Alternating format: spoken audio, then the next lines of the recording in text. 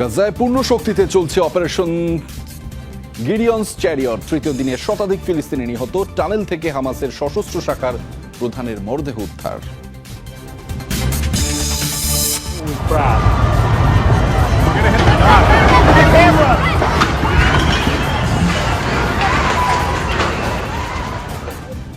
ঐতিহাসিক ব্রুকলিন ব্রিজের সাথে মেক্সিকোর সামরিক জাহাজের ধাক্কা। নিহত 2, ইঞ্জিন বিকল ও তীব্র স্রোতের কারণে দুর্ঘটনা। শক্তিশালী টর্নেডোর তাণ্ডবে বিপর্যস্ত যুক্তরাষ্ট্রের কয়েকটি রাজ্য। কমপক্ষে 25 জনের প্রাণহানি, ক্ষতিগ্রস্ত বহু ঘরবাড়ি, স্থাপনা। গাজায় টানা তৃতীয় দিনের মতো চলছে ইসরায়েলের অপারেশন গিডিয়ন্স চ্যারিয়ট। তাদের বর্বর হামলায় রোববার ভোর থেকে এখন পর্যন্ত প্রাণ গেছে 125 ফিলিস্তিনির। আহত হয়েছেন আরও বহু মানুষ। নিরাপদ ঘোষিত আল মাওয়াইসিতেই প্রাণ গেছে কমপক্ষে 36 জনের। হামাস নির্মূলের অজুহাতে জনবহুল এলাকা ও হাসপাতালে চলছে নির্বিচার বোমাবর্ষণ। গাজায় এখন আরও আগ্রাসী ইসরায়েল। উপত্যকায় গিডিয়ন্স চ্যারিয়ট নামে নতুন অভিযান পরিচালনা করছে দেশটি। বর্বরতার মাত্রা বাড়াতে নামানো হয়েছে হাজার হাজার রিজার্ভ সেনা।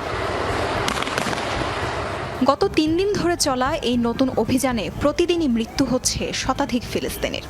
রোববার বোমা ফেলা হয়েছে কথিত নিরাপদ ঘোষিত অঞ্চল আল মাওয়াইসিতেও। এই দিনে উপত্যকা জুড়ে আগ্রাসন চালিয়ে মাত্র কয়েক ঘণ্টাতেই শতাধিক ফিলিস্তিনিকে হত্যা করেছে ইসরায়েলি সেনারা।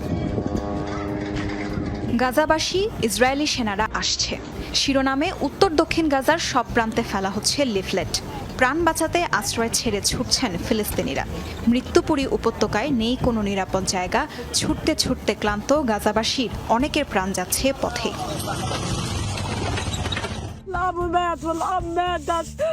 আল মাওয়াইসিতে এসে আশ্রয় নিয়েছিলাম। এখানেও ওরা হামলা চালাচ্ছে। যুদ্ধে বাবা মা দুজনকেই হারিয়েছি। আল্লাহর উপর সব ছেড়ে দিয়েছি, কিন্তু ওরা বাচ্চাদের কেন হত্যা করছে? নিষ্পাপ শিশুগুলো তো কিছু করেনি। ওদের এবার লজ্জা হওয়া উচিত। তাঁবুতে বসেছিলাম, কোথা থেকে যেন বোমা এসে পড়লো। রাতে ঘুমালে পরের দিন সকালে উঠতে পারবো কিনা জানি না। আমরা তো বেসামরিক নাগরিক, কোনো সন্ত্রাসী নই। তবে আমাদের উপর এভাবে বোমা ফেলা হচ্ছে কেন? আমরা শুধু একটু বাঁচতে চাই। হামাসের আস্তানা ধ্বংসের অজুহাতে টার্গেট করা হচ্ছে জনবহুল এলাকা ও গাজার হাসপাতালগুলো। উদ্ধার সরঞ্জাম না থাকায় ধ্বংসস্তূপের নিচে চাপা পড়াদের বের করে আনাও সম্ভব হচ্ছে না। গেল 18 মার্চ যুদ্ধবিরতির শর্ত ভঙ্গ করে গাজায় হামলা করে ইসরায়েল। নজিরবিহীন আগ্রাসী হামলায় শুধু গত 2 মাসেই প্রাণ হারিয়েছেন 3000-এর বেশি ফিলিস্তিনি। তাজরিয়ান সোবহান, যমুনা নিউজ। গাজায় সশস্ত্র আন্দোলন থামাতে যুক্তরাষ্ট্রের $200 কোটি প্রস্তাব ফিরিয়ে দেয়া হামাস নেতা মোহাম্মদ সিনওয়ার মারা গেছেন। উপত্যকায় মঙ্গলবারের এক ইসরায়েলি হামলায় মৃত্যু হয় এই নেতার। 4 দিন পর ইউরোপিয়ান হাসপাতালের ধ্বংসাবশেষ থেকে তাকে উদ্ধার করা হয় সিনওয়ার সহ 10 সহযোগীর মরদেহ। সৌদি আরব ভিত্তিক সম্প্রচার মাধ্যম আল হাদাথ নিশ্চিত করেছে বিষয়টি। আনুষ্ঠানিকভাবে এখনো কিছু জানায়নি তেল আবিব। অন্য সব হামাস নেতাদের মতো কাতারে বিলাসী জীবন নয়, বরং ফিলিস্তিনকে স্বাধীন করতে গাজার লড়াকু জীবনকেই বেছে নিয়েছিলেন মোহাম্মদ সিনওয়ার। উপত্যকায় সশস্ত্র আন্দোলন বন্ধ করতে তাকে $200 কোটি প্রস্তাব দিয়েছিল যুক্তরাষ্ট্র। মিলেছিল পরিবার পরিজন সহ বিদেশে সুন্দর জীবনের আশ্বাস। তবুও মাতৃভূমির প্রশ্নে আপোষহীন থেকে যান মোহাম্মদ সিনওয়ার। অর্জন করেন অবিসংবাদিত নেতার তকমা। হামাস প্রধান ইয়াহিয়া সিনওয়ারের মৃত্যুর পর নেতৃত্বহীন সংগঠনটির হাল ধরেন তারই ছোট ভাই মোহাম্মদ সিনওয়ার। ইসরায়েলি হামলায় সাংগঠনিকভাবে ভেঙে পড়া হামাসকে পুনর্গঠনে ছিল গুরুত্বপূর্ণ অবদান। তার নেতৃত্বেই গাজায় আবারও সুসংগঠিত হয় মুক্তিকামী গোষ্ঠীটি। হামাসের শীর্ষ কমান্ডারের পাশাপাশি সংগঠনটির সামরিক শাখা কাশেম ব্রিগেডেরও নেতৃত্বে ছিলেন মোহাম্মদ সিনওয়ার। ইসরায়েলি হামলায় মোহাম্মদ দেইফের মৃত্যুর পর এ ভূমিকায় অবতীর্ণ হন তিনি। শোনা যায় বড় ভাই ইয়াহিয়া সিনওয়ারের দ্বারা ব্যাপকভাবে প্রভাবিত ছিলেন মোহাম্মদ সিনওয়ার। বড় ভাইয়ের মতোই সবার আড়ালে পরিচালনা করতেন কাশেম ব্রিগেডের সামরিক অভিযান, যে কারণে মোহাম্মদ সিনওয়ারকে ডাকা হতো ছায়া মানব নামেও। সফরে মধ্যপ্রাচ্যে যখন মার্কিন প্রেসিডেন্ট ডোনাল্ড ট্রাম্প, ঠিক তখনই মঙ্গলবার জনপ্রিয় এই নেতার অবস্থান লক্ষ্য করে গাজায় ব্যাপক হামলা চালায় ইসরায়েল। ইউরোপিয়ান হাসপাতালে ছোড়া হয় কমপক্ষে 9টি ক্ষেপণাস্ত্র, যার 4 দিন পর মোহাম্মদ সিনওয়ারের মৃত্যুর তথ্যটি নিশ্চিত করে সৌদি আরবের একটি গণমাধ্যম। একই হামলায় প্রাণ যায় হামাসের আরেক সামরিক শাখা রাফা উইংয়ের কমান্ডার মোহাম্মদ শাবানেরও। অনিক রহমান, যমুনা নিউজ। এখনো হামাসের কাছে জিম্মি ইসরায়েলিদের মধ্যে অর্ধেক বন্দীকে মুক্তি দেওয়ার প্রস্তাব দিয়েছে গোষ্ঠীটি। বিনিময়ে গাজায় 2 মাসের যুদ্ধবিরতি চায় তারা। অনতিবিলম্বে উপত্যকায় ত্রাণ প্রবেশ করতে দেওয়ার শর্ত দিয়েছে গোষ্ঠীটি। এ তথ্য প্রকাশ করেছে স্কাই নিউজ আরাবিয়া। প্রতিবেদনে বলা হয়েছে জীবিতদের পাশাপাশি কয়েকজন জিম্মির মরদেহ ফেরত দিবে তারা। এই চুক্তির আওতায় যুক্তরাষ্ট্রের কাছে অস্থায়ী যুদ্ধবিরতির সময় যুদ্ধবন্ধের আলোচনার শুরুর নিশ্চয়তা চায় হামাস।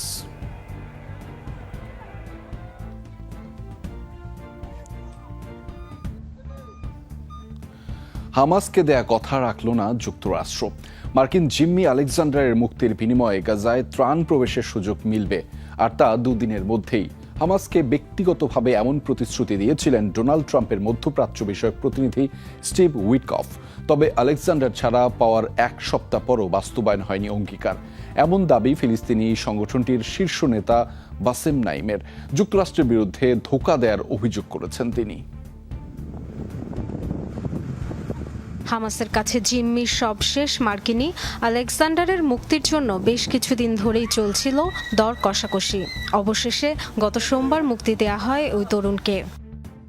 মার্কিন গণমাধ্যম ড্রপ সাইটকে দেয়া সাক্ষাৎকারে হামাসের রাজনৈতিক ব্যুরোর সদস্য বাসেম নাইম অভিযোগ করেন, আলেকজান্ডারের মুক্তির জন্য ধোঁকার আশ্রয় নিয়েছে যুক্তরাষ্ট্র। জানান, মার্কিন প্রেসিডেন্টের প্রতিনিধি স্টিভ উইটকফ সরাসরি প্রস্তাব দিয়েছিলেন মার্কিন জিম্মি মুক্তির বিনিময়ে গাজায় অবরোধ তুলে নেওয়া হবে এবং 2 দিনের মধ্যেই প্রবেশ করবে ত্রাণ। বলা হয়েছিল বিষয়টি নিশ্চিতে ইসরায়েলকে বাধ্য করবে ওয়াশিংটন। এছাড়াও উইটকফ আশ্বাস দিয়েছিলেন আলেকজান্ডারের মুক্তির পরই অবিলম্বে যুদ্ধবিরতির আহ্বান জানাবেন ট্রাম্প, উদ্যোগ নেবেন স্থায়ী যুদ্ধবিরতির আলোচনার জন্য। তবে 1 সপ্তাহ পরও এসব প্রতিশ্রুতি নিয়ে টু শব্দটি করছে না মার্কিন প্রশাসন। চুক্তিটি ছিল আলেকজান্ডারকে মুক্তি দিলে ইসরায়েলকে 2 দিনের মধ্যে সীমান্ত খুলতে বাধ্য করবেন ডোনাল্ড ট্রাম্প। অবিলম্বে যুদ্ধবিরতির আহ্বান এবং স্থায়ীভাবে যুদ্ধ বন্ধে আলোচনার ব্যবস্থাও করবেন, কিন্তু তিনি এগুলোর কিছুই করেননি। তারা কেবল চুক্তি লঙ্ঘনই নয়, এটি ডাস্টবিনে নিক্ষেপ করেছেন। গাজায় যুদ্ধবিরতি ও জিম্মি মুক্তি ইস্যুতে চুক্তির লক্ষ্যে 1.5 বছর ধরেই নানা চেষ্টা তদবির চলছে। বারবারই সে প্রচেষ্টায় পানি ঢেলেছে ইসরায়েল। বহু প্রতীক্ষা আর প্রাণহানির পর গত জানুয়ারিতে যুদ্ধবিরতি হলেও 18 মার্চ চুক্তি লঙ্ঘন করে আবার গাজায় তাণ্ডব শুরু করে নেতানিয়াহু বাহিনী। এমন পরিস্থিতিতেই যুক্তরাষ্ট্রের মধ্যস্থতায় কাতারে আবারও পরোক্ষ আলোচনা শুরু হয়েছে হামাস ও ইসরায়েলের মধ্যে। যদিও অঙ্গীকার ভঙ্গের জেরে ওয়াশিংটনের উপর হামাসের আস্থা সংকটের বিষয়টি স্পষ্ট। Dorothy Tustin, Jamuna news. আবারও হুতি হামলায় সাময়িকভাবে বন্ধ ছিল ইসরায়েলের বেন গুরিয়ন বিমানবন্দর। রোববার মিসাইল হামলার জেরে তেল আবিবের বিভিন্ন এলাকায় বেজে ওঠে সতর্কতার সাইরেন। বাসিন্দাদের মাঝে ছড়ায় আতঙ্ক। দেশটির বিভিন্ন গণমাধ্যম জানিয়েছে বন্ধ করে দেওয়া হয় এয়ারপোর্ট বিমানের ওঠানামা। তবে কতক্ষণ বন্ধ ছিল বিমানবন্দরের কার্যক্রম তা জানায়নি কর্তৃপক্ষ। যদিও হুতির ছোড়া মিসাইল সফলভাবে ভূপাতিতের দাবি করেছে ইসরায়েলের সামরিক বাহিনী। গাজায় আগ্রাসনের প্রতিবাদে নিয়মিতই ইসরায়েলের ভূখণ্ড লক্ষ্য করে হামলা চালাচ্ছে হুতি। সিরিয়ার আলেপ্পোতে আইএসের 3 সদস্যকে হত্যা করেছে দেশটির নিরাপত্তা বাহিনীর সদস্যরা। আটক করা হয়েছে জঙ্গি সংগঠনটির আরও 4 সদস্যকে। অন্তর্বর্তী সরকারের আমলে এই প্রথম এ ধরনের কোনো অভিযান পরিচালিত হয়েছে বলে জানিয়েছে কর্তৃপক্ষ।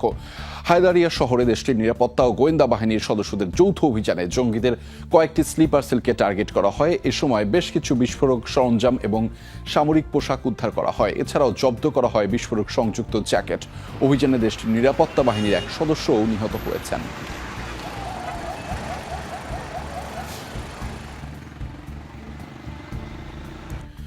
যুক্তরাষ্ট্রের বিখ্যাত ব্রুকলিন ব্রিজের সাথে ধাক্কা খেল মেক্সিকোর একটি সামরিক জাহাজ। শনিবার স্থানীয় সময় সন্ধ্যায় হয় এই দুর্ঘটনা। সেতুটি ক্ষতিগ্রস্ত না হলেও ভেঙে পড়েছে নৌযানের মাস্তুল। এতে প্রাণ হারিয়েছে কমপক্ষে 2 জন, আহত অন্তত 19 জন। কর্তৃপক্ষ জানিয়েছে ইঞ্জিন বিকল হয়ে তীব্র স্রোতের কবলে পড়ায় দুর্ঘটনার শিকার হয় জাহাজটি। শনিবার স্থানীয় সময় সন্ধ্যা নিউ ইয়র্ক শহরের বিখ্যাত ব্রুকলিন ব্রিজে বরাবরের মতোই নগরীর সৌন্দর্য উপভোগে ভিড় জমিয়েছিল হাজার হাজার মানুষ। ঠিক তখনই দেখা গেল ব্রিজের দিকে দ্রুত এগিয়ে আসছে বিশাল মাস্তুলযুক্ত এক পালতোলা জাহাজ। যে কোনো সময় হতে পারে সংঘর্ষ। আতঙ্কে শুরু হয় ছোটাছুটি। কিছুক্ষণের মধ্যে সেতুর সাথে সজোরে ধাক্কা খায় জাহাজটি। 147 ফুট মাস্তুলের আঘাতে হতাহতের শিকারও হয় বেশ কয়েকজন। কিন্তু কেন হলো এমন দুর্ঘটনা? নিউ ইয়র্ক পুলিশ জানিয়েছে, দুর্ঘটনার প্রধান কারণ ছিল জাহাজটির যান্ত্রিক ত্রুটি। যাত্রাপথে হঠাৎ নষ্ট হয়ে যায় সেটির ইঞ্জিন। আর নদীতেও প্রবল স্রোত ছিল সে সময়। স্রোতের ধাক্কা সামলাতে না পেরে সোজা গিয়ে আঘাত হানে ব্রিজের স্তম্ভে। মাস্তুলের কিছু অংশ ভেঙে পড়ে নৌযানটির ডেকের উপর। জাহাজটি ক্ষতিগ্রস্ত হলেও অবশ্য অক্ষত রয়েছে ব্রুকলিন ব্রিজ। দুর্ঘটনার পর 40 মিনিটের জন্য বন্ধ ছিল সেতুর উপর যান চলাচল। এরপর স্বাভাবিক হয় কার্যক্রম। দুর্ঘটনা কবলিত নৌযানটি মেক্সিকান নেভির একটি প্রশিক্ষণ জাহাজ। আন্তর্জাতিক অঙ্গনে মেক্সিকোর কূটনৈতিক হৃদ্যতা প্রকাশের প্রতীক হিসেবে পরিচিত এটি। 1981 সালে স্পেনে নির্মিত জাহাজটি বিভিন্ন দেশে বিখ্যাত নৌকাবাইজ প্রতিযোগিতাগুলোয় অংশ নেয়।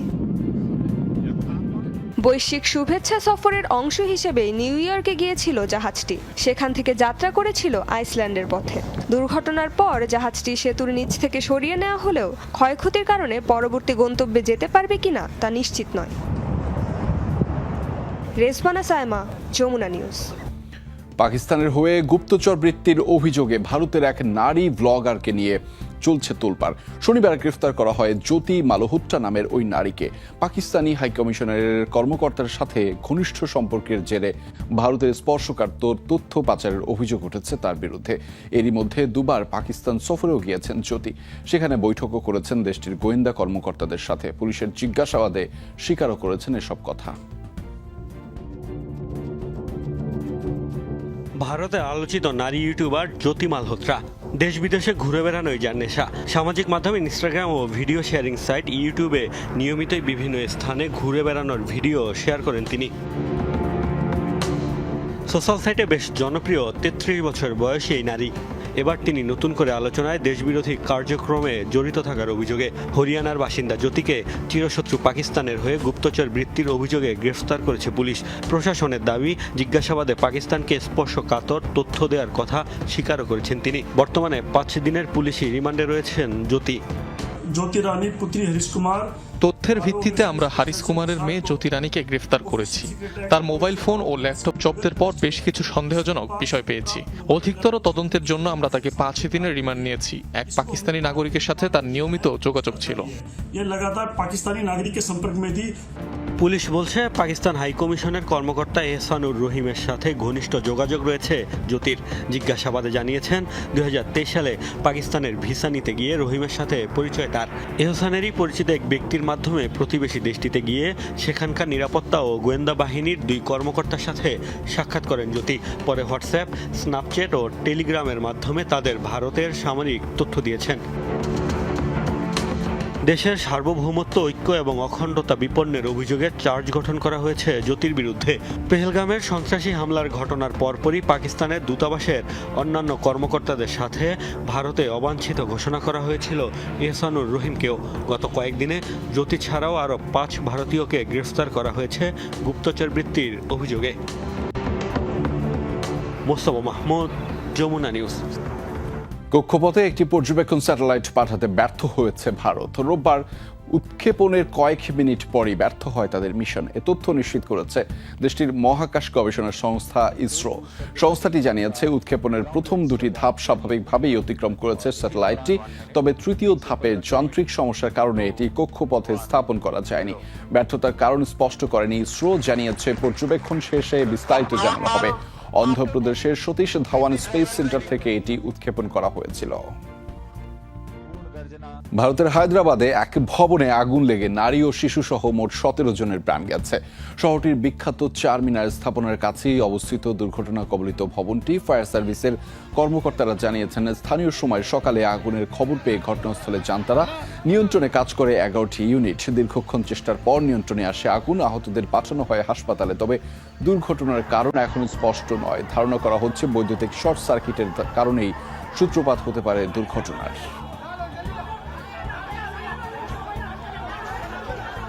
ভয়াবহ টর্নেডোর আঘাতে লন্ডভন্ড যুক্তরাষ্ট্রের কেন্টাকি, টেনেসি ও মিসৌরি সহ বেশ কিছু রাজ্য। শুক্র শনি 2 দিনে সব রাজ্যে আঘাত হানে শক্তিশালী অন্তত 6টি টর্নেডো।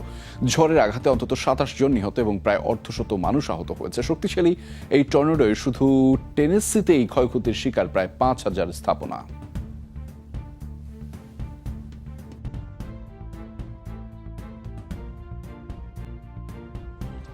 বেশিরভাগ ঘরবাড়ি স্থাপনা। তীব্র বাতাস উড়িয়ে নিয়ে গেছে সব, চারপাশে শুধুই ক্ষতচিহ্ন। গাছপালা আর ঘরবাড়ি যেন উপড়ে ফেলার আওয়াজ পাচ্ছিলাম। ভেঙে পড়ছিল জানালার কাঁচ। বাতাসের সেই ভয়ঙ্কর গর্জন এখনো আমার কানে বাজছে। বাচ্চারা অনেক ভয়ে ছিল। আমি তাদের কোলে নিয়ে জড়সড় হয়ে এক কোণায় বসেছিলাম। আমার বাচ্চারা ভয়ে চিৎকার করছিল। সে সময় বেশ অসহায় বোধ করছিলাম, কারণ প্রকৃতির উপর কারোরই নিয়ন্ত্রণ নেই। ভয়াবহ এ টর্নেডো আঘাত হানে মিসৌরির সেন্ট লুইস এলাকাতেও।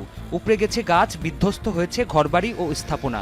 ঝড়ের তাণ্ডবে নিহত হয়েছে 5 জন, আহত প্রায় অর্ধশত মানুষ।